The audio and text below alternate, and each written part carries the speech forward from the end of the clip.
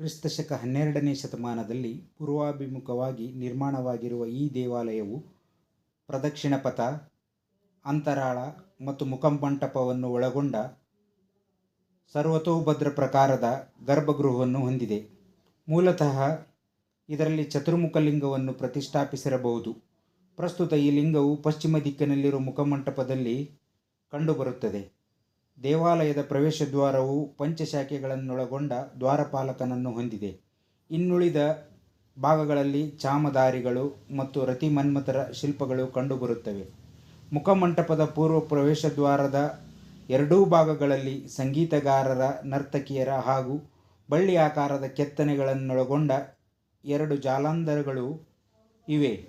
ಕಟ್ಟಿಗೆಯ ಮೇಲೆ ಕೆತ್ತಲ್ಪಡುವ ಕಲಾಕೃತಿಯ ಮಾದರಿಯಂತೆ ಕಲ್ಲಿನಲ್ಲಿ ಕೆತ್ತಲಾದ ಕಲಾಕೃತಿಗಳಿಗೆ ಇವು ಉತ್ಕೃಷ್ಟ ಉದಾಹರಣೆಯಾಗಿವೆ. ಅಧಿಷ್ಠಾನ ಭಾಗವು ಅಶ್ವದಳ ಹಾಗೂ ಆನೆಗಳ ಕೆತ್ತನೆಯ ಸುಂದರ ಕಲಾಕೃತಿಯೊಂದಿಗೆ ಕಂಡುಬರುತ್ತವೆ. ದೇವಾಲಯದ ಹೊರಭಿತ್ತಿಯಲ್ಲಿ ಬ್ರಹ್ಮ, ವಿಷ್ಣು ವಿಭಿನ್ನ ಅವತಾರಗಳೊಂದಿಗೆ ಹಾಗೂ ಶಿವನ ವಿಭಿನ್ನ ರೂಪಗಳೊಂದಿಗೆ ಮತ್ತು ಬೇರೆ ಬೇರೆ ದೇವತೆಗಳನ್ನು ಕೆತ್ತಲಾಗಿದೆ. ದೇವಾಲಯದ ಹೊರಭಿತ್ತಿಯಲ್ಲಿ ಶಿಖರಗಳಿಂದ ಅಲಂಕೃತವಾದ ಚಿಕ್ಕ ಪ್ರಮಾಣದ ಗೋಪುರಗಳನ್ನು ಕಾಣಬಹುದು.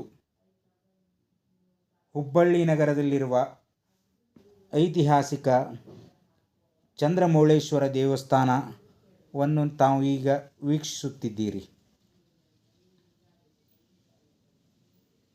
ಈ ದೇವಾಲಯದ ಚತುರ್ಮುಖ ಶಿವನ ಮೇಲೆ ಪ್ರತಿ ಯುಗಾದಿಯಂದು ಸೂರ್ಯನ ಕಿರಣಗಳು ನೇರವಾಗಿ ಬೀಳುವುದು ವಿಶೇಷತೆಯಿಂದ ಕೂಡಿರುತ್ತದೆ.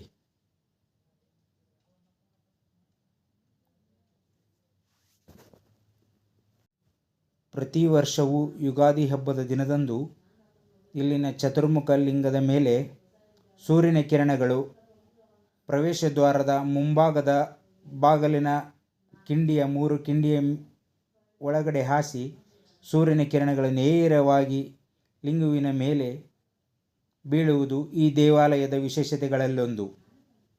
ಈ ಬಾರಿ ಹುಬ್ಬಳ್ಳಿಗೆ ಹೋದಾಗ ತಪ್ಪದೇ ಚಂದ್ರಮೌಳೇಶ್ವರ ಐತಿಹಾಸಿಕ ದೇವಸ್ಥಾನವನ್ನೊಮ್ಮೆ ಭೇಟಿ ಕೊಟ್ಟು ಬನ್ನಿ. ವಂದನೆಗಳೊಂದಿಗೆ.